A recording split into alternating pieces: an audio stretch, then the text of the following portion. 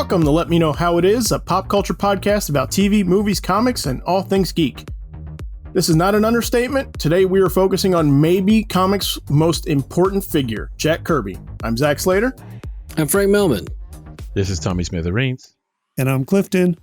Okay, so I will do Jack Kirby's bio.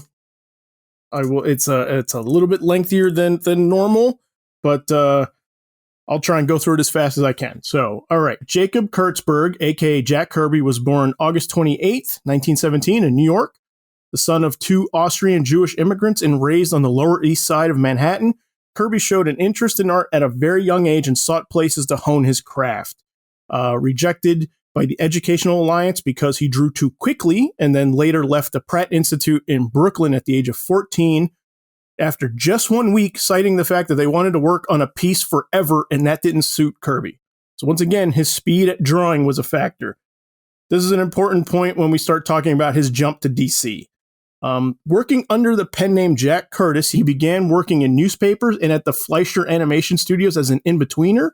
He was there and out quickly because the factory-type surroundings the animation studio had at the time reminded him of the factory settings his father used to work in. Kirby started to work in comics reportedly somewhere around the age of 18 under a few different names. Kurt Davis, Fred Sand, Ted Gray, and Lance Kirby were all pseudonyms he tried, eventually sticking with Jack Kirby because it reminded him of James Cagney, reportedly. In 1941, Kirby had the biggest success of his early career when, along with Joe Simon, they created Captain America. Captain America #1 promptly sold out in a matter of days.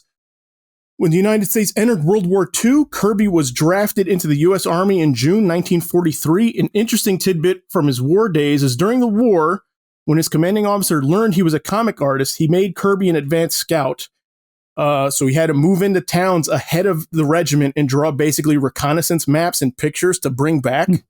I just think that that's going to make an awesome scene in his biopic. Right. Mm-hmm. Hey, somebody out there, please make a Jack Kirby biopic. Please. Somebody's got to do this. Post-war, he and Joe Simon found work at Harvey Comics, producing romance comics throughout the 50s, along with sci-fi and horror and monster books at Marvel, then known as Atlas. In 1961, Jack Kirby and frequent collaborator Stan Lee created the Fantastic Four, ushering in the Marvel Universe. I'm going to start to skip ahead now because I think this is the era of his career that I'm expecting like the bulk of our conversation to be in. But what you need to know is he basically created or co-created virtually the entire Marvel Universe in the Silver Age with only a few exceptions. In 1971, Kirby left Marvel to go to DC, where he went on to create the Demon, OMAC, Commandy, as well as the New Gods, and maybe most famously Darkseid in the pages of Jimmy Olsen. His return to Marvel came in 1976, where he notably created the Eternals. He then left Marvel again to return to animation and film, where he was helping creating concepts and design work, as well as working in creator-owned comics for Pacific and Topps during the 1980s and the 1990s. Kirby passed away in February 1994 at the age of 76. So we are just 2 weeks removed from Kirby's birthday in August, where Kirby would have turned 104. Wow. So there we go. I need some water. That was a mouthful. He had a full life. He had a big full life. He sure did. I figured we would start, what was everybody's first encounter with Kirby? When did you first hear about him? What was the first thing you guys read? At what age were you guys also? Just curious. My first encounter with him was long before I heard his name. Mm-hmm. And I think that's the case for a lot of people of my generation. Actually, probably my generation before me. It works out that way for a lot of people. Like, we're familiar, like we encounter his work, without knowing it's him.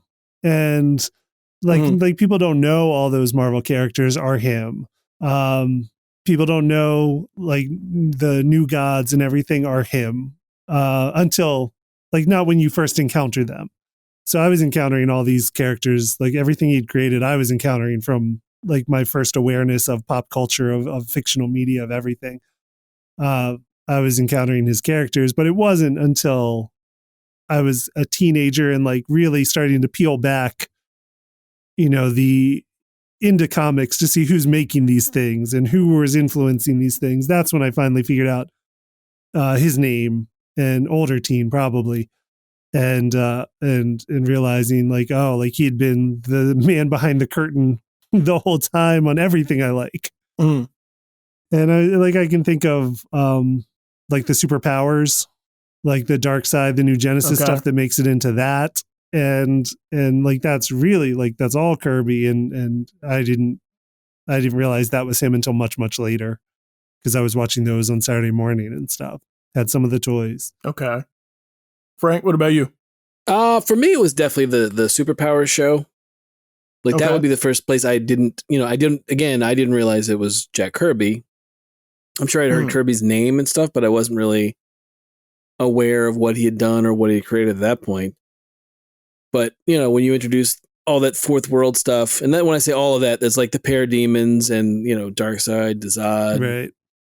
Highfather, Mr. Miracle, right? Yeah, but I'm just, well, I mean, it's one of the things where I think I would have to say it was, between the show and the toy line, because the toy line started to branch out into like Mr. Miracle. That's the first place I ever heard of Mr. Miracle was in the toy line. Mm-hmm. And the toy line, at that point would come with the figure, and, you'd squeeze the arm or the leg and it would do something. It would, kick, or, in the case of Mr. Miracle, it would have him basically have his hands go out to one side or the other and burst through like handcuffs. Right. Or like one of those, Kirby designed harness handcuff thing. Shackle things, yeah. Yeah, exactly. The shackle thing. And then, but it had had the comic book and had like all that stuff. So that was the first place I saw that. So, but the cartoon, that's where I first encountered Darkseid, and I can't remember the voice actor's name. It was the same voice actor that did Dr. Claw. Oh, yeah. On Inspector Gadget. Soundwave. Yeah, right? Yeah, I think so. Yeah, on Inspector Gadget. Yeah, Soundwave. So he had that was pretty cool because you had the same voice actor. But that's where I first. And then in comics, I knew that Kirby and Lee had done Fantastic Four.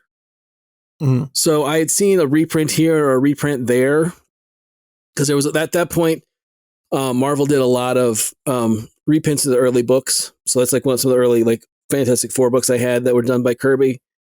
And I recognized the style.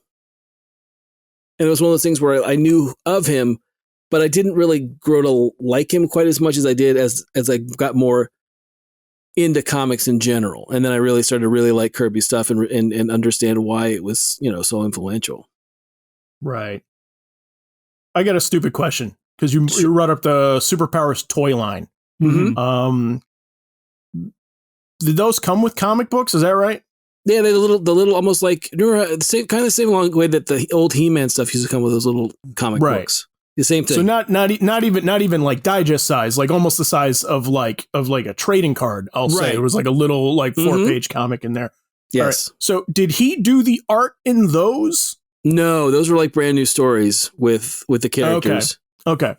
Yeah, they would just be brand new. I just did because my research didn't take me into that direction at all. Mm-hmm. Really, I mean, we prepped for about a week on Jack Kirby stuff, and really we could have prepped all month, and I think still have been a little underprepared because his career is so vast. I do have some information about the toy line, though. He was involved in the toy line. Oh, good. Okay. He did. We can get into this later because we want to get to Tommy's first impression. But I will say he did.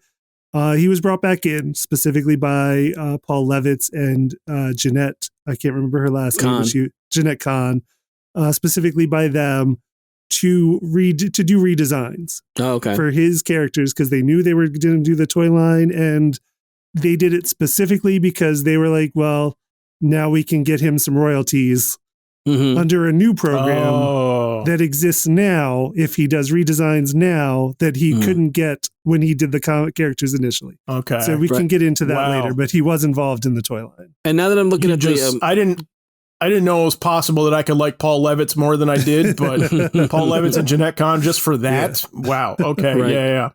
That is a classy move. It doesn't look like, I'm looking at I went to look up the Mr. Miracle figure. Doesn't seem to have a comic with him. He had like a card that has there's a stats card, like it has his name and then the information on the back. But like I know there was a Darkseid one. Darkseid was a little oversized figure, came with a comic. I want to say Dazad had one too, but I could be wrong. So But just the idea that, like I said, that was the first place I can see it now. I'm looking at Zod had one for sure. But again, they had stat cards on the back, that gave their name, secret identity, what they could do, that kind of stuff. So, But yeah, that's where I first encountered Kirby stuff. Tommy, what about yours? My introduction to Kirby was, I think, in the 7th grade, in which I was collecting comics, but only contemporary stuff that was out for that certain time. And in school, there was a mentorship program in which IBM, for some reason, partnered up with my school. And they let kids speak to people in the industry in order to propel them for a stronger future for whatever career. So I got this one black engineer, and we were talking during lunch, and I told him I collect comics. So he was gushing, "So you collect comics? It's all great. I'll bring some in that I had when I was growing up your age." I was like, "Cool." And when he brought the books in, he had mostly Fantastic Four. Wow. He had the appearance of Black Panther, Galactus. No like he had originals, straight up originals. Oh man. And at the time I was like, and then he was gush, and he went to descriptions. I hear about Stan Lee, but Kirby's here. Kirby did this. Kirby did that. Da da da da da. And now it's my introduction to him. So I got to look at original comics from Kirby that came out because this dude collected, and it was his pride and joy, and it opened my eyes to that person in general because I didn't hear about him. So his excitement and love of the books and then the initial creation of those characters is what made me see his works. And that was my introduction to it. Cool. That's a cool introduction. Yeah, man. Somebody got you early. You had someone spreading the word. Yeah. Yeah. That's really cool. The other one that I thought of that I didn't consider at the time was, which goes a little bit earlier than the superpower stuff, is Thundar, right? Mm-hmm. I know I've talked about Thundar ad nauseum on earlier Right. podcasts, but like a lot of those character designs are all Kirby too. Yeah. Like the main villain Gemini in is the that one. period in the 80s that I was talking about when he left Marvel the second time. Well, really, I guess maybe the third time. Right. Right. At that point. But yeah. Yeah, that is the third time. Yeah. Yeah. But yeah, that was the other place. I knew there was one I was forgetting, and that was the one I was forgetting. Mine is kind of like all over the place a little bit. I think I got like bits of the picture at different times, right?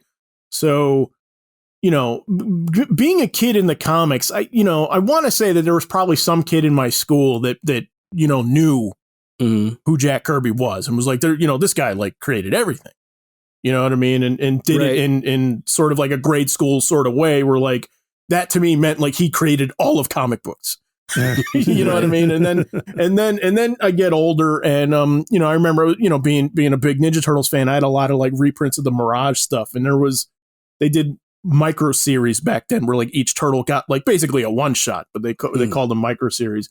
And the Donatello one is, he goes on this adventure with this artist who has like this gem on his pencil that like anything he draws comes to life, and they get to this, to this world of his creations. And at the end of that book, like the character's name is Kirby. And at the end of that book, there's this big, full page splash dedication to Jack Kirby the King. Right. I'm like, okay, so the name is hitting me there.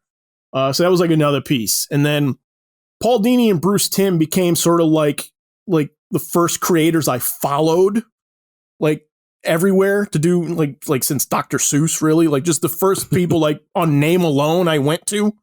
Right. And those guys always talked up Kirby a lot, especially Tim. And just, at that point, just kind of being into finding like wanting to check out the people that inspired me. Right. Like I would trip over Kirby stuff here and there, pinups and pictures and stuff like in Wizard magazine, whenever they would like post something of his or put something of his in there. But I didn't actually read a Kirby comic until like my 20s. And that was when, like, I remember vividly, like I was at the store and that was when DC was putting out, like starting to do omnibuses of all of his stuff. And like the Losers omnibus just came out and I didn't know anything about the characters. I read New Frontier. I might have remembered who they are. I might, very possibly I read that bit and had no idea who those characters were yet. But just something about that cover, right? They were pinned down by a bunch of like German troops. and they were like all of them in the window, like all 4 of the losers were like in a window, and they're all like shooting out the window in different directions, and like, just like it just had so much energy that I was like, okay, I got to check this out. This looks awesome. And I went home, unwrapped it, read like 3 issues in one shot, and I was hooked at that point. I was like, I get it now. Kirby's all, like I understand. I understand it all now. Like I get why he's so great. So really, yeah, my introduction to his stuff actually was like his later stuff, which his art style would change a couple of different times throughout his career. Like, that 60s stuff in the Marvel, in the Marvel era would not look the way that his stuff did when he went to DC or when he went back to Marvel that time, right? Would you guys agree with that? Yeah. Yeah, I mean, he was definitely always evolving. Yeah. Some possibly had to do with inkers. Some possibly had to do with his lack of control of who else was working on his art, and times he had more control. So there's probably a combination of factors there going on. But I think he was a creator that was always looking and striving to evolve himself. Now, now to ask, you mean by it changed? You mean it got more fine tuned, or different inkers or colorists brought out more features that weren't represented earlier in his career? What do you mean change? I think both. I think his actual draftsmanship changed a little bit, but I think Clifton is right that, depending on who inked him also, I think brought out like different nuances and different flourishes. Well, I think there's also like stories of when he was drawing Superman, when he was doing Jimmy Olsen, that he would do the body and the figure, and then sometimes the editor would come in and have Neil Adams or someone else draw the face. Or Kurt Swan. Yeah. Or Kurt, to fix or it. Or at least to try to make it look like Kurt Swan. Yeah, so it looked more in more kind of like on model for what they were doing at the time for Superman. So there's stories like that too. Yeah, I watched recently, just doing research for this. There's a lot of stuff I'll probably cite along the way, but one of the things I did spend some time with, I watched the Jack Kirby tribute panel from San Diego Comic-Con's at Home, just this most recent one. On the panel, it was Mark Evanier, who hosts these panels every year with guests. His guests on this one were Walt Simonson and Paul Levitz, which is where I heard some of the Paul Levitz stories that I'll share. Okay.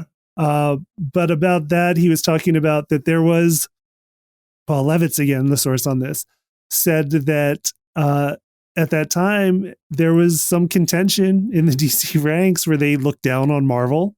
They thought thought DC was doing fine work and that Marvel was garbage. And so then Jack Kirby comes in and they're like, oh, it looks too much like Marvel. We don't want our books to look like Marvel. So there was some little animosity there. And that's why they would, like, especially when it came to Superman, their prized character would try to make it look more like a Kurt Swan and less like a Jack Kirby Superman face. And just an interesting aside, like, so Mark Evanier, who was Jack Kirby's assistant at the time, on a lot of the New Gods stuff at DC, said that Jack Kirby would pick and choose his battles, and there were some battles he knew he couldn't win, and some was over who inked his work, and some was over the coloring at DC.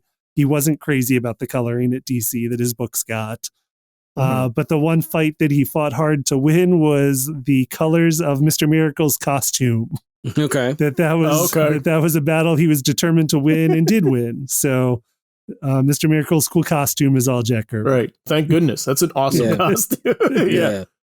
Yeah, it's one of those things. So when I was looking back at his work, and I was kind of spanning a couple of different, points of his career, but what was getting to me was the facial expressions, really.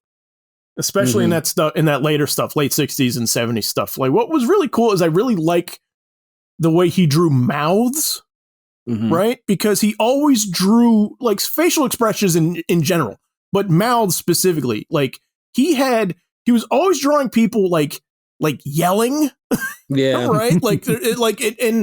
And it really made me look at it, because I always thought his art had like this kind of kinetic like energy to it, right? It always like everybody was always in movement, even though there were like these like kind of like whacked out poses, right? Sure. But like when you're reading books and you're sort of like filling in the action in your own imagination and stuff like that, like his stuff just had so much like grit and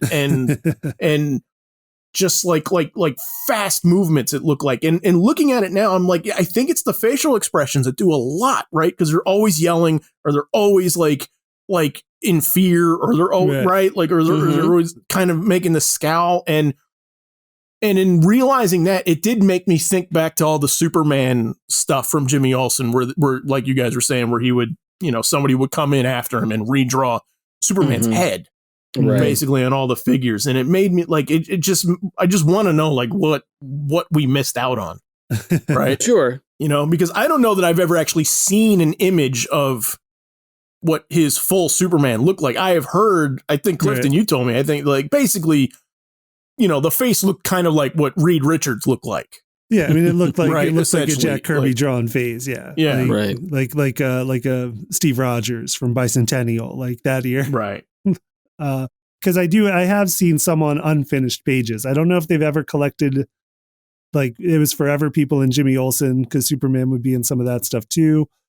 I don't know if they've ever like collected the Jack Kirby version of it officially, or if there's just like you can kind of see it behind the scenes, like before his stuff was redrawn. Right. Because I have seen some unfinished pages with the original Kirby drawn Superman face. Yeah, it's weird to think the idea that even though, there was rivalry at the time, I mean, there isn't now, but the idea that you would hire on Kirby, Jack Kirby, and then not expect him to be Jack Kirby. Yeah. That to me that's crazy. And look, Kurt Swan draws a heck of a Superman too. Oh, he's a great artist. No, I mean, I'm a huge Kurt Swan fan. I love Kurt Swan's work, but it's one of those things where, I just think that it's an odd thing to want to have happen when right. When 99% of the book is all Kirby. Yeah, right? Yeah. Absolutely. Except for the inking, but like the art is all Kirby except for Superman's head in every panel. Right. Like, yeah. Yeah. No, it's a little odd. I mean, yeah. And the other thing is, like you said, I think we do lose. That's something that those moments of Kirby where you're doing transition from panel to panel, or panel to splash page, or panel to whatever. And there's that bit of like, there's debris in the air, and there's a mouth agape, and someone's yelling, and Captain America or whoever's is, punching somebody. Usually pointing. Somebody's usually pointing like in the foreground, like with the Kirby fingers, with the shadows and like all the knuckles and stuff. Yeah. And I can picture those anguished faces, like so many anguished faces. Yep. Yeah, and so I think, and that's the thing I realize about some of the later stuff too, is I feel like that there's a little bit more use of a shadow, and I mean, you would see that stuff, I think, you do get reprints of original art that are not inked, but I do think that was also like part of the inking that came through. But when you look at the early Marvel stuff, him on Avengers and Fantastic Four and everything, like everything looked a lot more streamlined. You know what I mean? Like it was not bad. I mean, but a much simpler style, I think, Right. So what do you guys think about like the early, did anybody read any of the early Marvel stuff, like gearing up for this? I mean, I have in recent times, because we've hit on a couple episodes, like our Cap episode and our looking at why we love Marvel Comics episodes. On those, on both of them, I dove back into Golden Age Marvel to experience a lot of it for the first time for real. Some of it I dabbled in before, but I've kind of taken up researching it and trying to learn as much about that period as I can. So I had read some of that stuff recently, and I did learn some more behind the scenes stuff about that early Marvel period now that's actually really interesting and stuff I didn't quite know before. Okay. It picks up on some of the stuff I talked about in our Cap episode, if we want to go into that. But I talked about the climate in which Captain America was made at a time before America was in the war, and at a time when, the political sentiment was that America widely should not be in the war. It was hotly debated political topic. So there's a biography comic that came out last year called Jack Kirby, The Epic Life of the King of Comics. It's by the comic creator Tom Scioli, who is a great Jack Kirby fan. and can do a lot of work in the style as tribute to Jack Kirby. He's an excellent artist. But what he company? did a biography. I'm just curious. Who put that book out? 10 Speed Press is the name of the publisher in this book. Okay. Came out in July of 2020. But yeah, it's Tom Scioli doing a biography from birth of Jack Kirby through a lot of his work, and it covers some of the early days. But some stories that he recounts in this comic biography is that, like, Jack Kirby had a lot of collaborators over the years, but not that many partners, if you know what I mean. Right. Like, there weren't that many people that he was in a good symbiotic relationship creatively with. Joe Simon was one of those.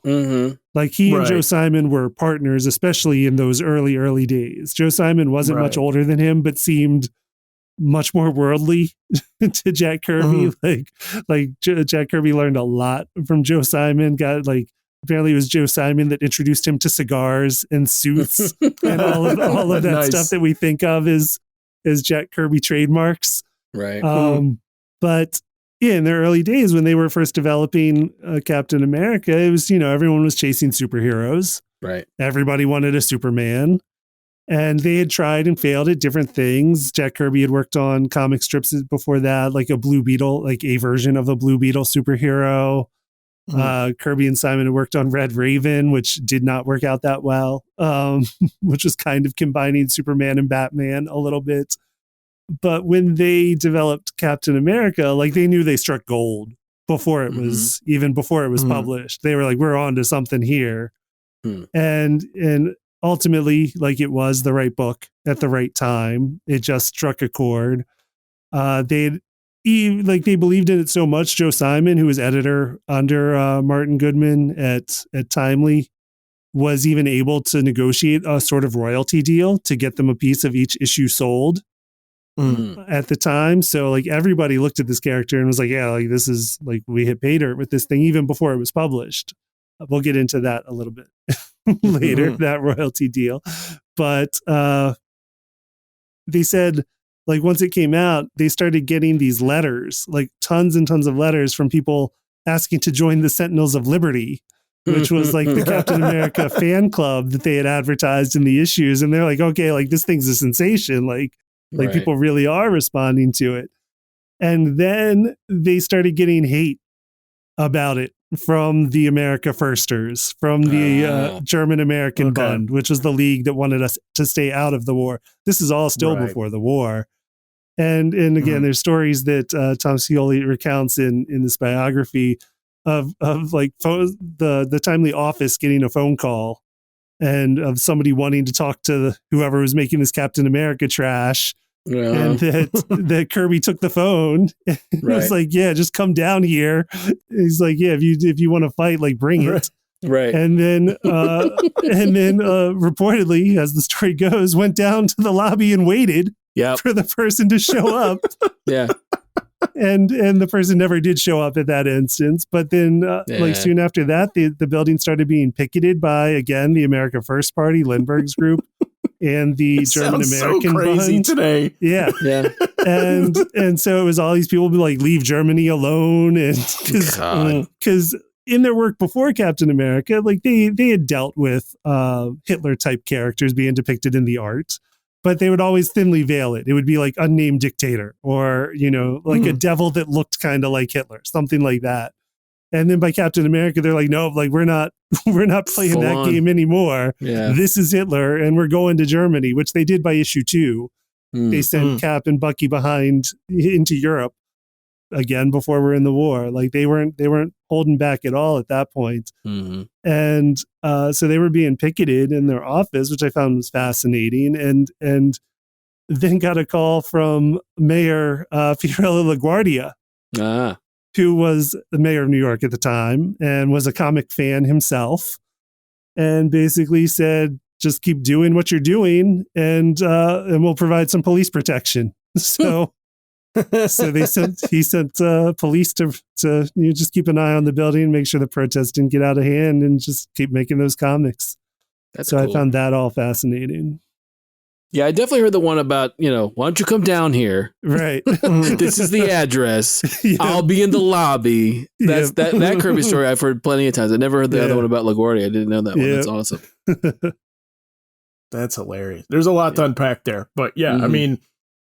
I mean, one of the things too that I recall is that as the America was gearing up to get into the war, that the publisher had thought most likely Joe Simon and Kirby were going to be drafted and had them produce a bunch of issues of Captain America in advance so it could still be in print while they were gone. Which I think is just interesting. I mean, like Kirby's speed, never ceases to amaze me. No, I know. You know what I mean? Especially like compared to modern day stuff, which, I mean, if you're a comics fan, right? Even before pandemic, like you have undoubtedly had to deal with like your favorite book being delayed in some capacity for some reason. Or a fill-in. There's a fill-in issue or something. Fill-in. Yeah. Not judging. I mean, like, good work takes time. Well, I understand that. But like, Kirby, like in this, when I first started getting like the New Gods omnibuses and stuff like that, which I have the table of contents in front of me, he was doing at DC 4 books simultaneously, writing and drawing, 4 titles simultaneously. He was doing Mr. Miracle, Forever People, New Gods, and what's the one I'm forgetting? Jimmy Olsen, right? And so I got volume 2 in front of me, so I'm just looking at it. Okay, so here we go. Does it explain how much he was paid for that? I don't know. Not how much he was paid, but what his actual like breakdown of pages a week was. What he did, or his page rate? Not his page rate, but how many pages he was expected to produce each week of finished art. Oh no, I don't know. Okay, because Paul Levitz brought that up about that deal. When Paul Levitz was talking about the New Gods deal, that his art contract was paid in a lump sum, but it was paid under the assumption that he would be producing 3 pages a day, 15 pages a week. God. Yeah. 15 pages of art a week. Then he also had a separate deal that paid him as writer and a separate deal that paid him as editor. And Paul Levitz laughed about that, saying those are all essentially, or I think it was Mark Evanier, who said that that's all stuff he essentially did when he was at Marvel and didn't get paid for. Wow. Right. Writing and editing in addition to art. So they did take care of him a little bit that way. We'll get into that in a second. But yeah, so I'm just running down the table of contents here. So August 1971, New Gods number 4 comes out, right? September 1971, Jimmy Olsen, 141 comes out. September 1971, Mr. Miracle number 4, right? October 1971, Forever People number 5. October 1971, New Gods number 5. Like October 1971, Jimmy Olsen, he had 3 issues in October 1971 that he wrote and drew. Yeah. That's unbelievable to me. I mean, what's like there's a great Kirby documentary that's available on YouTube, and we can put a link to it when we put the episode up. But there's a point where like you get like creators that are big or became big, like Len Wein and Marv Wolfman tell a story about being kids.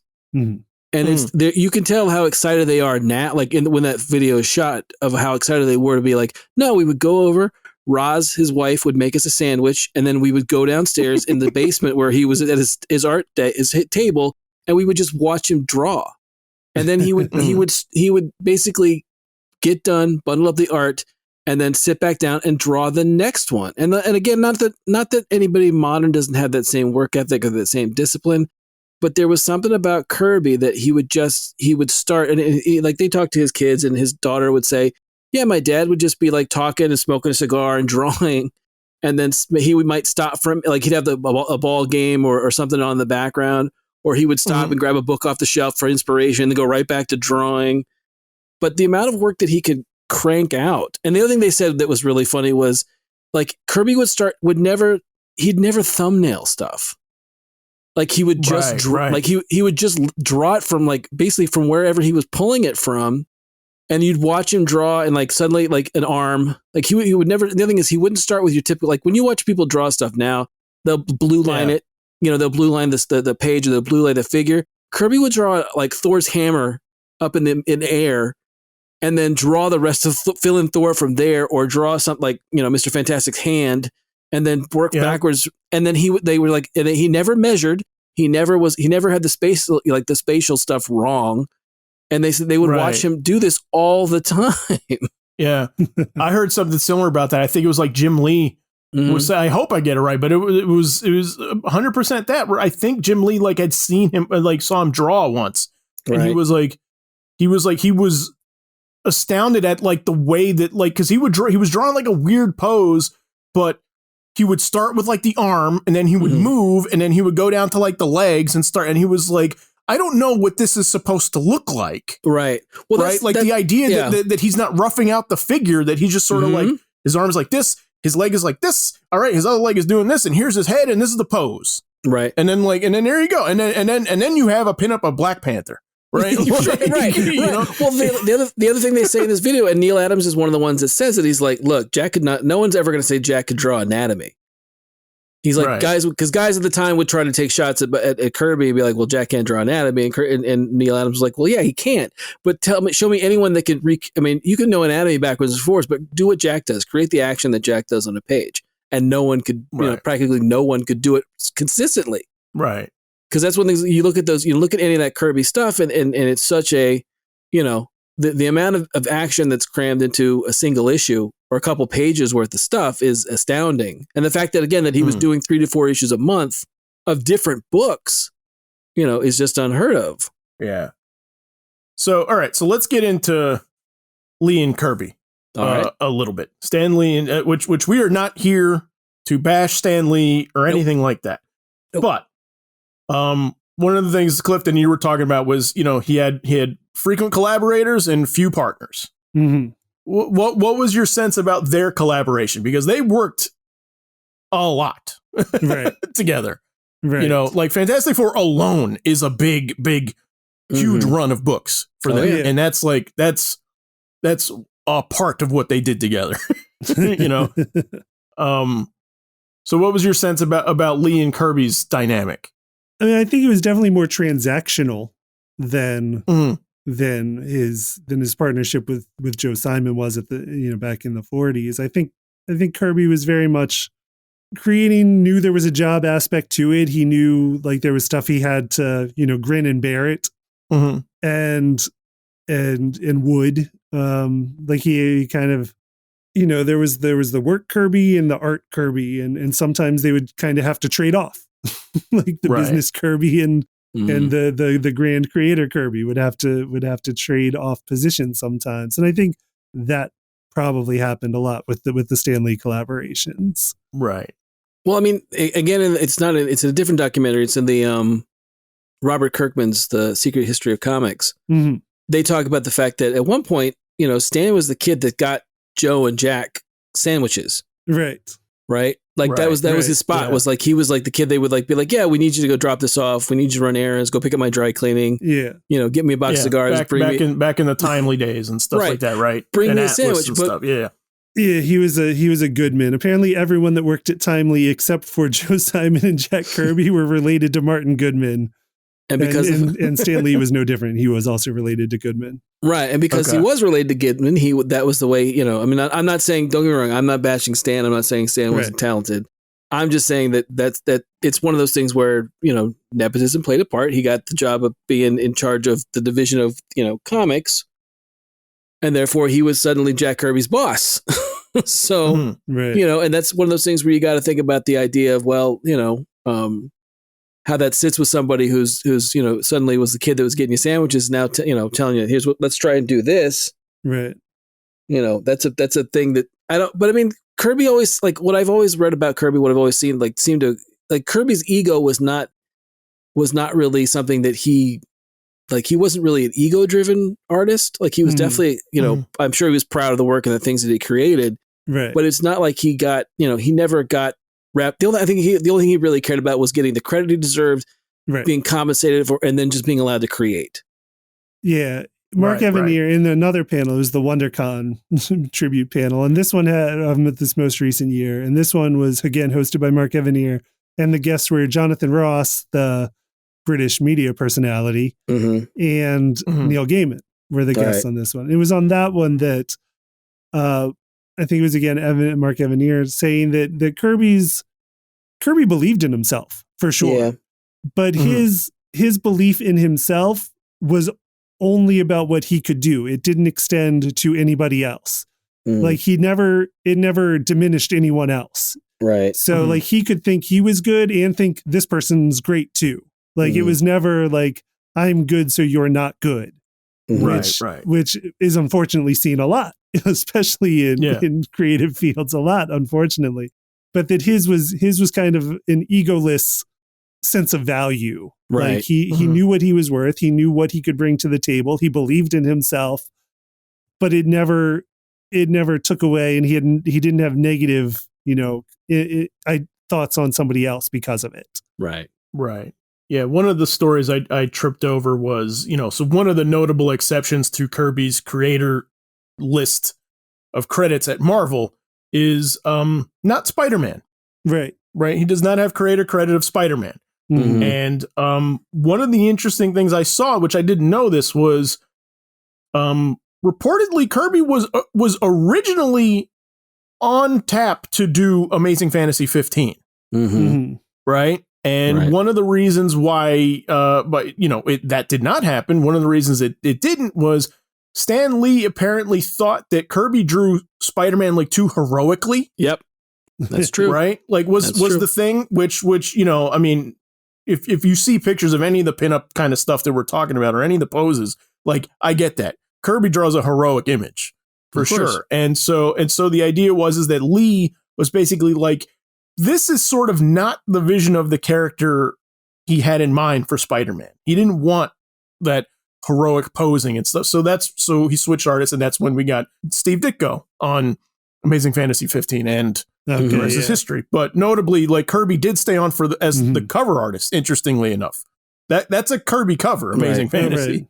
Yeah, for 15, with the swinging through the air holding the guy.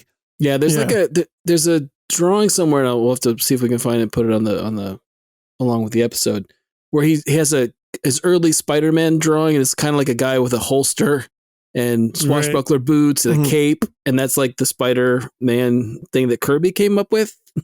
Yeah, I think the only art I've seen is somebody else's rendition based on a description of what they were told Kirby's Spider-Man looked like. So I think it's like an artist recreation of what legend tells that Kirby's Spider-Man take was. So you might be able to find that somewhere.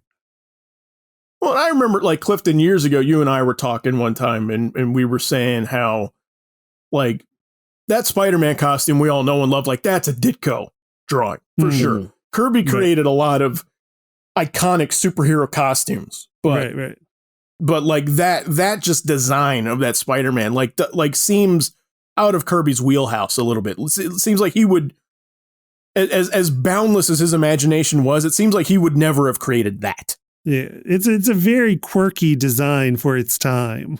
Right. And Ditko is if nothing else, quirky. Yes. Right. Yeah. Like, yes. Yeah.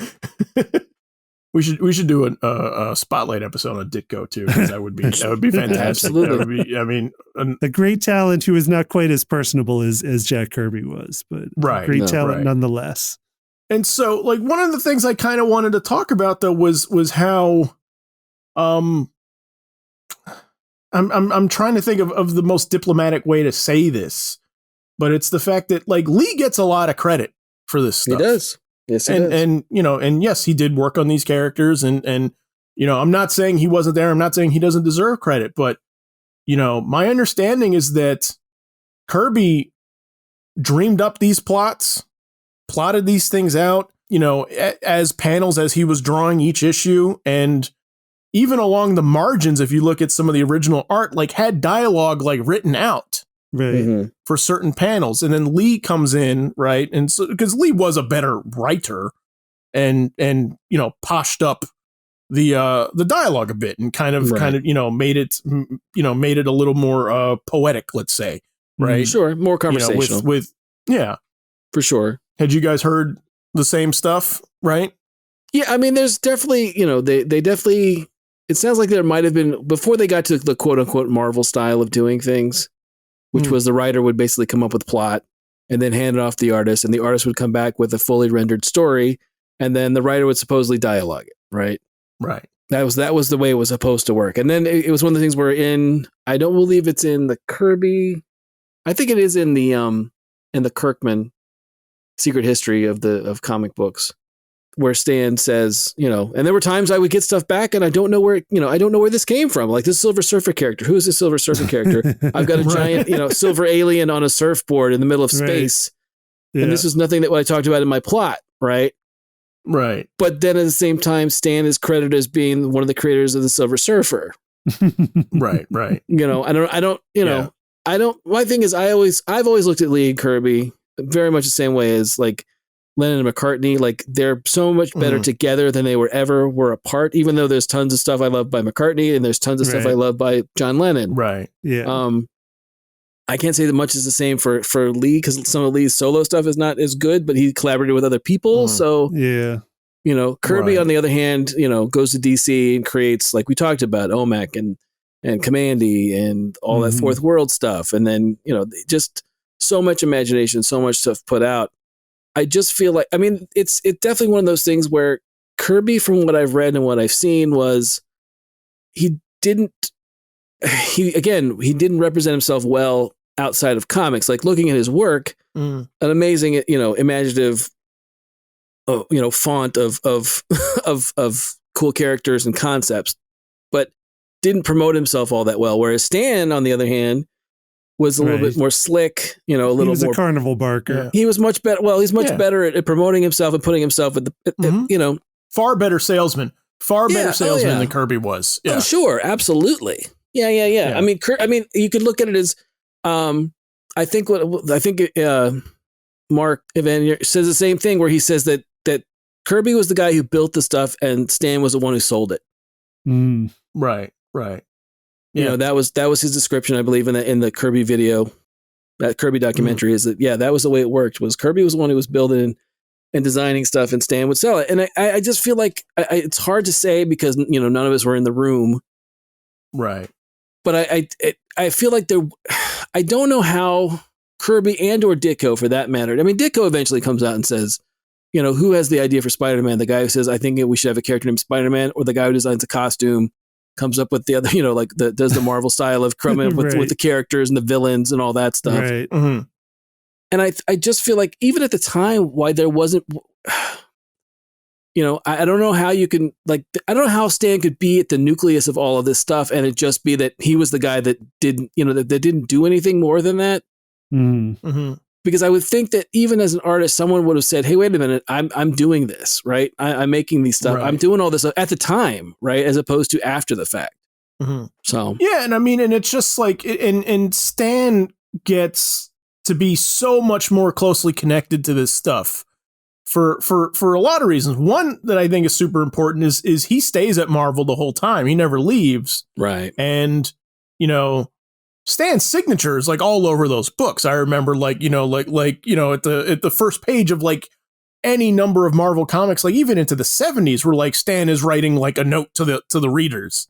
Right. Sure. Well, right. You know what I mean? And Stan Lee's signatures at the bottom, like on a book he's not on.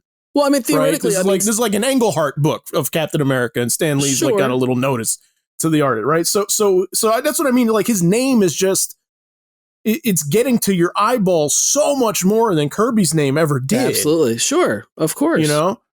But with the thing of being in the 70s, I'm you still have Stan, quote unquote, creating characters and quote unquote doing, I think he has a credit on creating She-Hulk, I believe.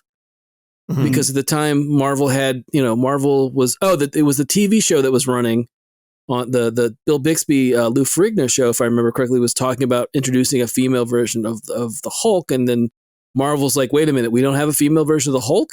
Let's put one out now. Right. So they created Jen Walters and the She-Hulk just to beat the show to the punch. And I don't think the show ever does it. Right. Yeah, I don't believe so.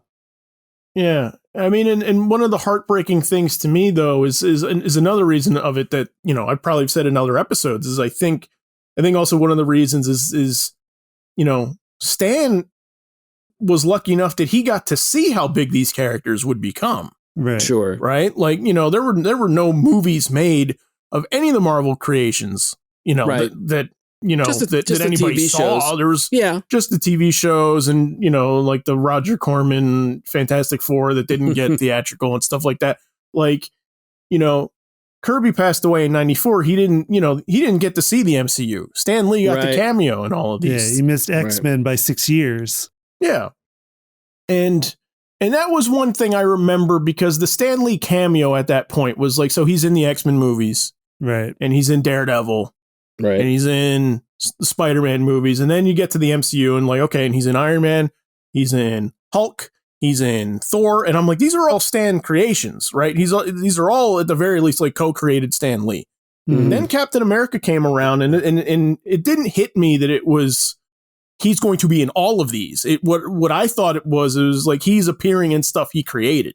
Mm-hmm. And then when Stan Lee, I remember being a little bothered when he got the cameo in Captain America: First Avengers. At the time, I was like, you didn't create Captain America. No, right. I know. Like this is Kirby and Simon, and yet but I think to people that aren't going to know better, it's going to be like, well, Stan Lee created Captain America. Yeah. And then this keeps going, and then like, okay, he's in Guardians and he's in Captain Marvel and stuff like that. And I'm like, okay, I get it. Like, we're just going to put him in everything. And that's okay. It doesn't bother me. But I'm just saying, like, at that time, there's something about it. Right. Well, and then on top of the fact that like Kirby's name was not in any grand spectacle on any of these movies. Mm-hmm. Right. Until he was always like, in the end credits somewhere in like, special thanks, Right. stuff like that. And it wasn't, and I think that there were some legal reasons attached to this, but it wasn't until Age of Ultron when he got like, the big, awesome, like cool end credits when the movies are running, where you finally got like, based on characters created by Stan Lee and Jack Kirby. And I remember being, quite frankly, like a little choked up when I finally got to see like, there it is. There's his name. Finally. Yeah. And not sharing a whole bunch of other names on the screen at the same time. There it is. Right. Kirby. It says it. Yeah. Yeah, I brought up back at the top of the show now, I brought up the royalty stuff with the Kenner toys. And like we said, he got royalties for the toy line that he did not get for the New Gods comics at that point in time. But then bringing him back in to redesign when they did, they were able to work a royalties deal on those characters and those characters in the future because he had contributed in a significant way to them at that point in time. There are, I think it was Paul Levitz that talked about at the time when Jack Kirby came back to DC after his second Marvel exodus. So we're talking early 70s now for the New God stuff, that Jack Kirby was trying to make changes. He had been, felt mistreated and was mistreated at different points throughout his whole career up to that point, throughout the first 30 years of his career. And at DC, he was trying to say, like, fight for stuff for him and his fellow creators, like creator credits in the comics, like prominent creator credits, which they didn't have at the time, and royalties, which they certainly didn't have at the time, and even getting like the artists to get their original pages back.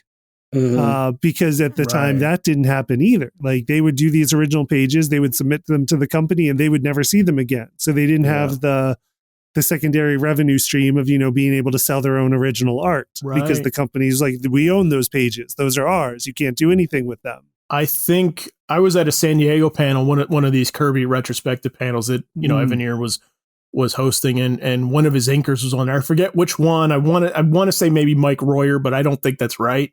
Right.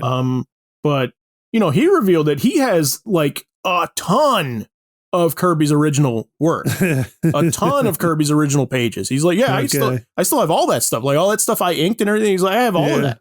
Okay. And it's like, I'm just like, I'm not one of these collectors, you know what I mean? Right. But it does make me go like, man, I'm wondering like how many thousands and thousands and thousands, if not more, dollars of art you have there. Probably in the millions, quite frankly. Yeah. But like at that time, like Kirby was fighting for that stuff for himself, for all the other creators. He wanted, he wanted that boat to rise for everyone in the industry, and was trying to look out for everyone and trying to help everyone. And I mean, from all accounts, he was a very generous man. He was a very kind man, from all accounts I hear. Yeah.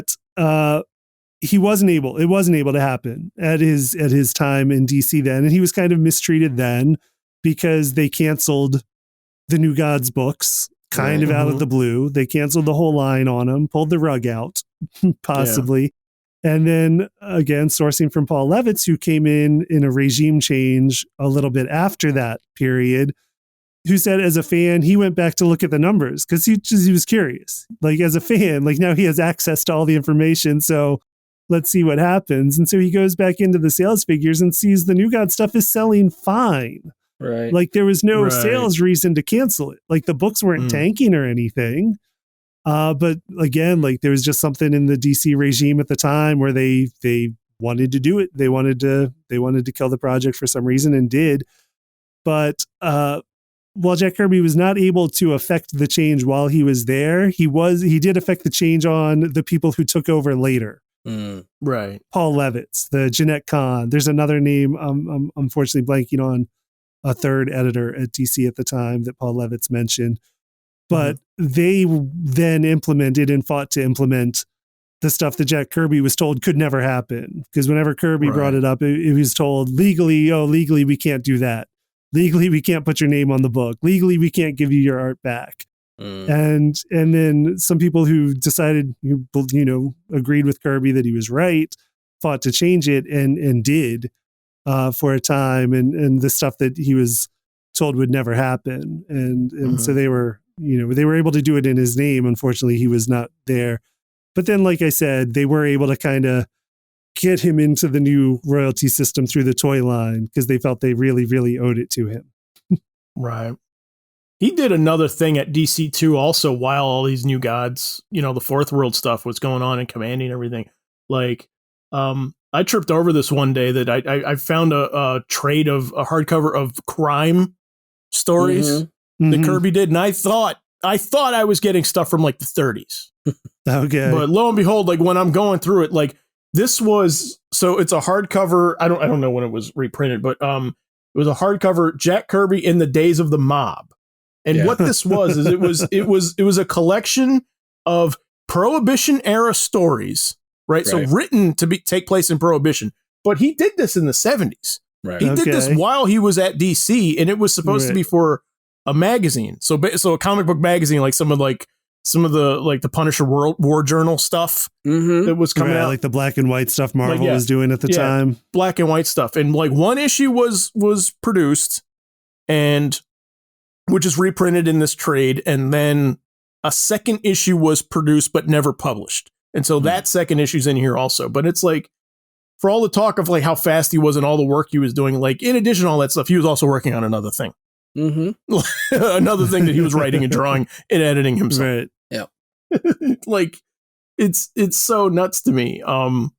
What's exciting to me though now is seeing like in the MCU that like his visual style is starting to seep in a little bit. Yeah.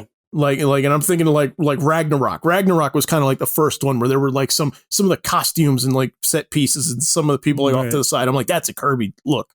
That's a Kirby design right there. Lots of the zigzags. Yeah.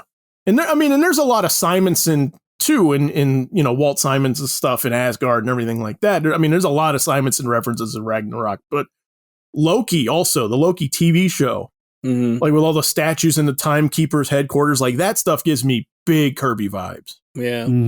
Like looking at that, right? Because that was another thing too. Like, he did draw like these weird statues and a lot of stuff. Like going back, I was reading like an issue of the Demon, getting prepped up for this, and like the weird the zigzag like techno stuff, which I remember, Frank, we were talking when Thundercats was on the air, when Cartoon Network did a reboot of it in like 2011. I remember we were saying like, I wish they were aping Kirby for this. Like, how awesome would it be if Mumra was coming out of like a Kirby techno sarcophagus? Yeah, and stuff. And you said that, I'm like, no, I know exactly how that would look. Like, with all the dots and with all the Kirby crackle like going around them. Yeah. Well, when that show started, it was all about, they were anti-tech, and I was like, well, then Mumra, just by virtue of them being their antagonist, should be all about tech. So and the idea that if you married tech with married tech with a mummy, it's just, that to me just like screams Kirby. So I thought, yes, having a techno mummy coming out of like a Kirby sarcophagus would make perfect sense to me. And I'm like, no, but that's not the way they went with it. But I would thought that would have been an easy thing to do. Oh, that would have been so cool looking. I think definitely. Yeah. So we were talking about how it's very unfortunate that Jack Kirby was not here to see just the dominance that his work has over media and pop culture now. Like everything he did at Marvel is almost everything he did at Marvel is household name for like everybody knows these characters now. Mm-hmm. But generating billions of dollars a year now. Sure. Right. Right. Like, but the thing is that some people will say is that he believed it would happen. That of everyone, he thought this was going to happen. He would tell everyone like that this stuff will be loved. Right. Like even his Fourth World stuff that he was being told was a failure at the time. Like he was like, no, like this stuff's going to be a hit. Like I believe people will find this later and appreciate this stuff later. And there was a nice story from Mark Evanier and Paul Levitz again in that panel where they talked about the first time they did any New God stuff collection. It was early, around 2000, I think, after Jack Kirby had passed. But Paul Levitz really wanted to put out collections because there's growing demand for it at the time. And they put out black and white versions because it was one of those things where he was thinking like at the numbers, like it wasn't cost effective enough for us to put out full color stuff, but if we put out black and white, we can justify it. And then the stuff sold like crazy. And to where he's like, yeah, we should have put it out in color. like we'll put it out in color in a few years. We're going to do it. We should have done it this time. But we're going to do it because people love this stuff. This stuff's crazy. And Mark Evanier said that he was at the DC offices and Paul Levitz told him that. And then Mark Evanier was like, can I call Roz and tell her, Roz being Jack Kirby's widow at that point in time.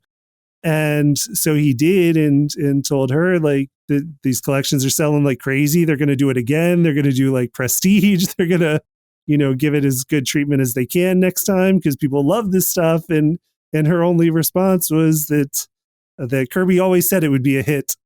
Yeah. And that's what she said he believed it would. So she was thrilled to find out he was right. Well, I mean, when you look at like, again, of just like the Marvel alone, the MCU stuff, I mean, the majority of the MCU slate has been Kirby stuff. Like Kirby had a hand in most of it, if not all of it, to some extent. I mean, up to the point, like, I don't think even most people know that Jack Kirby had, created Black Panther.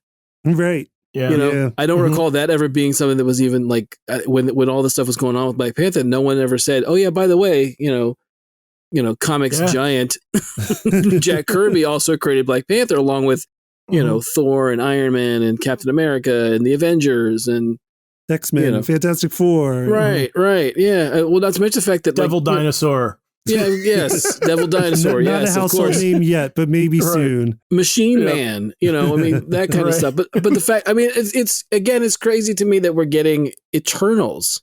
Right. I know, right? It's so nuts to me. I mean, to me that we're getting Eternals before DC has done, I mean, granted we've got live action, I guess, Dazad and Darkseid, I guess, in the Snyder cut stuff. But to have that, the fact that we're going to have the Eternals before we have the New Gods, or I'm going to see Mr. Miracle or Barda or Orion. Yeah, right. I mean, any of that stuff is crazy to me. The fact that, because I mean, Eternals, Eternals was something I remember when it came out, and I'd flip through it and I'd be like, it's not really my thing. Of all the Kirby stuff, it's definitely not my favorite thing. But the fact that that's I mean, in the next few months we'll have it. So yeah. That's to me is just, it's like you said, it's just a shame that he didn't get a chance to see just how far or how much of his stuff was, how right he was, basically. Yeah. Right. So, just as you guys were saying earlier, there's a lot of dedications that current artists give to Jack Kirby, regardless of all the lack of that he got. One that comes to mind is Superman the animated series. This particular episode, Apocalypse Now Part 2. and which is dedicated to Jack Kirby. Just like what you mentioned earlier with the Turtles, the King for the 2003 Turtles cartoon, the King. That's right. They animated that too, didn't they? Yeah. But the crazy part was it was animated from Kirby and the Warp Crystal in Donatello #1. Yeah. So they brought that forward as well. But there's a lot of dedications similar to that in which current artists have their love and their passion for what he created in the past. Yeah. Yeah, that's right. That Superman one gets me too a little bit. I do get a little choked up for that, so we're going to spoil the episode. But what's crazy is, Turpin is supposed to be Kirby. It's Kirby's likeness that they use that he kills. Yeah. That's the creepy part of it, in my opinion. Yeah, he's designed. Yeah, he's designed after Kirby. Yeah, yeah. Well, I mean, he pretty much is. I mean, it's an avatar basically. Yeah, but when they destroyed the character, the series ended. Right, but well, the other thing is, I mean, in the comics, I think something similar happens to Turpin, but Turpin ends up fighting parademons on Apocalypse, if I remember correctly. Right. He didn't die. That would have been a cool episode. Yeah, no, I was hoping we would have gotten it because it's like I can't remember. It's like Turpin something, something with I can't almost say terror dogs, but it's not that. It's something like that.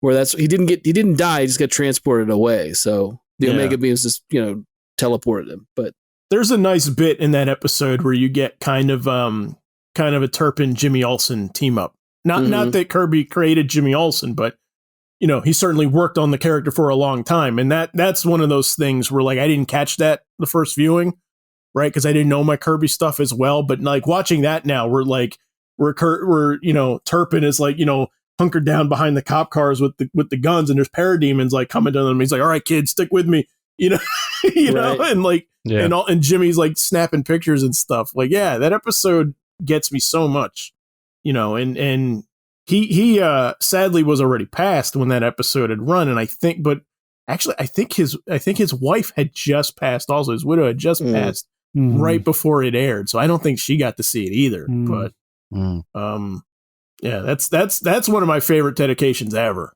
Did you catch the subtle one in Batman: The New Adventures? In the episode "The Demon Within," it's a blink you don't miss it when they break into the Kirby Cake Company. Clarion was fighting Etrigan. Yeah. When the demon shows up, yeah, that's right. No, and like I said, Tim loved Kirby. I mean, you can look at it. You can look at it in his style for sure. All right, so we're gonna have a little bit of fun with our cooldown. We're gonna talk about our what yet to appear Kirby creation.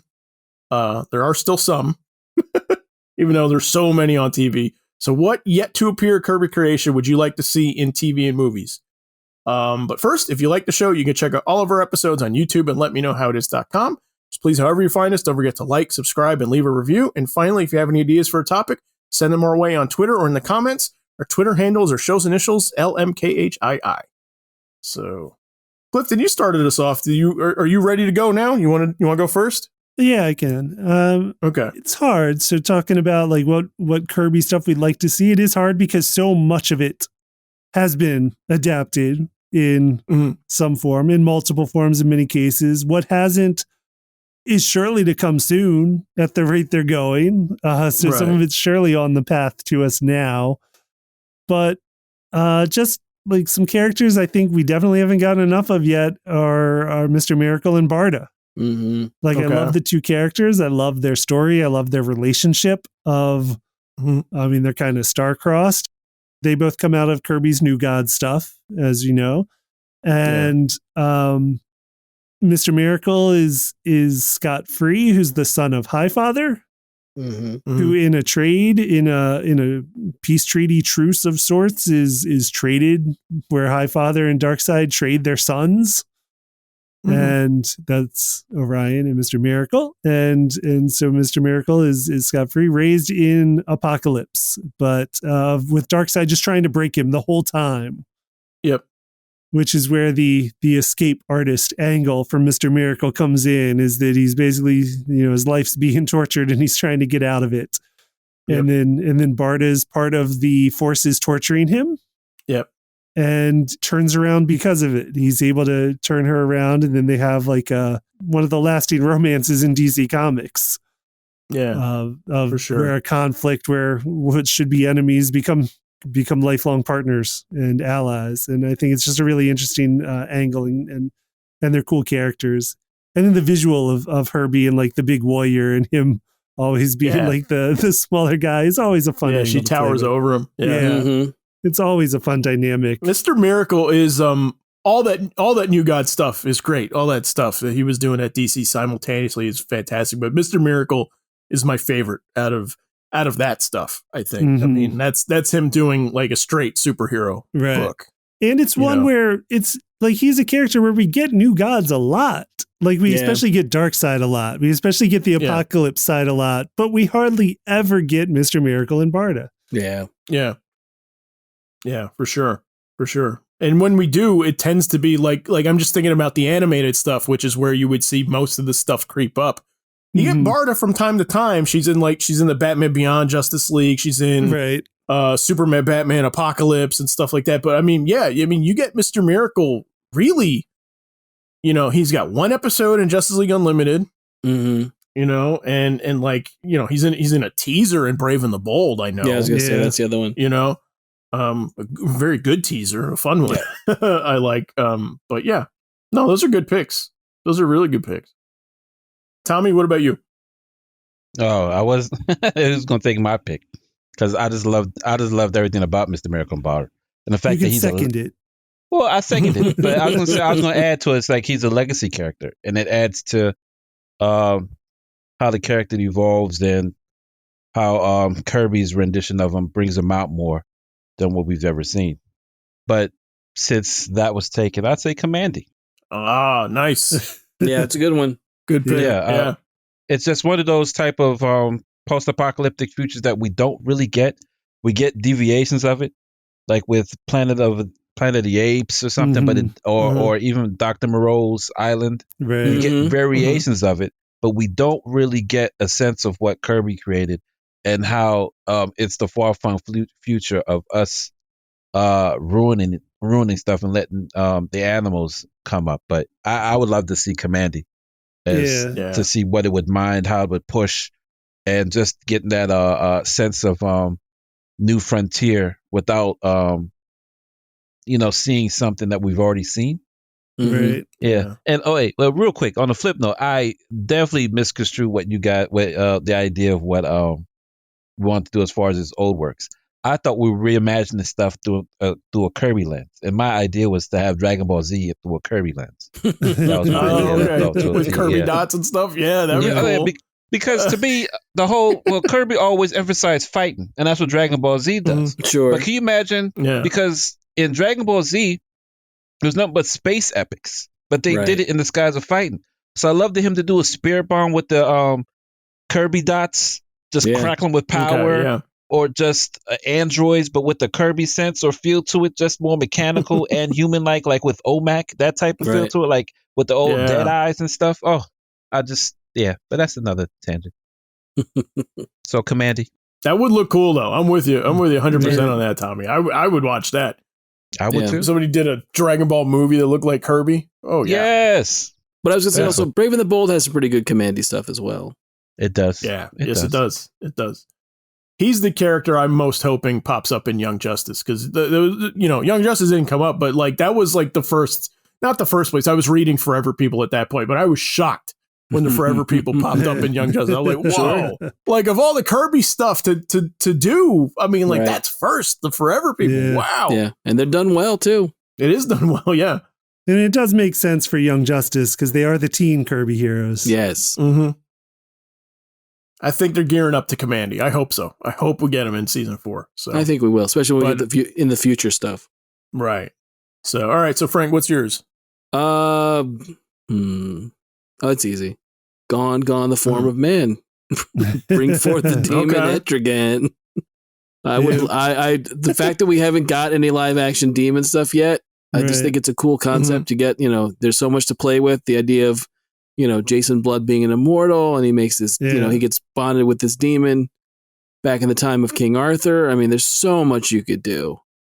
And then depending on whether you go with the classic version of like, oh no, that really the problem is Etrigan, or you go with the more I mean, it's the more modern-ish take with Ennis, where you find out that no, Jason Blood was a bastard himself, and really, Etrigan's not as bad. So Right. I just think that you could play with all the. I mean, it'd be an easier way for them to set up. Like if DC really wanted to do something, they could easily set up so much of their universe, their backstory universe with Etrigan. I mean, so many characters that could be in it. Mm-hmm. But yeah, I think that's my big choice. I read Demon #1 leading up to this, and it was hitting me. I was like, because they talk about the Book of Eternity in there. That's what Morgan Le Fay is after. That's the MacGuffin she's after, and kind of like the source of immortality for him and stuff like that. And I'm like, why isn't DC doing more with the Book of Eternity? I'm like, that should be. I'm like, this should be like an Infinity Gem kind of MacGuffin in the books. Right. I feel like, right? Like, I think that would be like a really, really fun angle. Yeah. You guys, Tommy, you took mine. I was going to say Commandy. So I had one from Marvel, one from DC. Commandy was definitely mine from DC. I love Commandy. I'm in. You can second Commandy like he seconded Miracle and Barda. The other one from Marvel, Galactus. I've said it before. Yeah. I want to see Galactus. Yeah. I want to see the big purple guy. Which I'm hoping is coming soon. Sure. And I'm gonna throw two more quick things out there really quick. The other thing I want to see in the MCU more than anything is Kirby dots. Yeah. The Kirby crackle, as which I'm surprised didn't come up more in this episode. But I want somebody to incorporate that visual in there. And the other thing is, I think Marvel Studios, I would love this. If Marvel Studios did their first like non-MCU film as a biopic of Jack Kirby, I would love it. Yeah. I think they're so perfect for it, I think. Right. Because there's no rights issues. You can talk, you got you can use the visuals of all of that stuff. Right. In there, Yeah. Oh man, we're just touching the iceberg of Jack Kirby here. There's so much more. Oh yeah. We didn't even talk about Argo. No. Right? Like. Yeah. Yeah. So, I love Jack Kirby. All right. So, guys, hit us up in the comments or on Twitter. Let us know your thoughts on Jack Kirby. And what are your favorite books? What are your favorite creations? And what do you want to see adapted into live action? As always, we'll post links and examples to everything we talk about on letmeknowhowitis.com. So please remember to follow us and like us on social media. And we will see you guys in a week. Thanks for listening.